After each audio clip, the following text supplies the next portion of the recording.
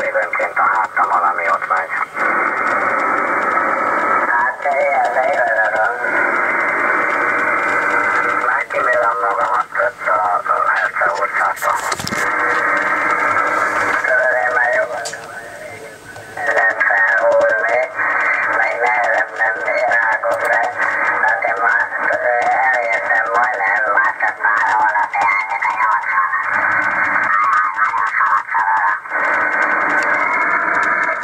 Nem nagyon idegészítem magam, én már semmi.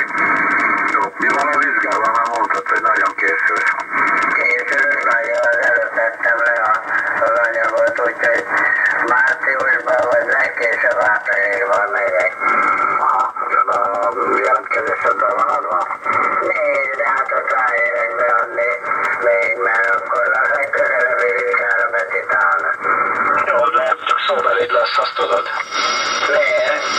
Mert már korba vagy. Igen? Bizony. Én ezt nem tudtam. Pedig így van. Tehát a 14 év alattiak és azt hiszem a nyugdíjas korúaknál nézzél utána. Látom, csak szóba ne vizsgálni.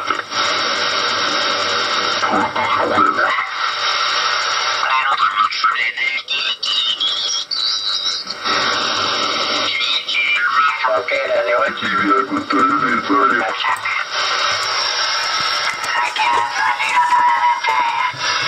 most nem tudom, ki vannak is voltak változások. Hát is vannak változások. Hát volt is ott leépíteni.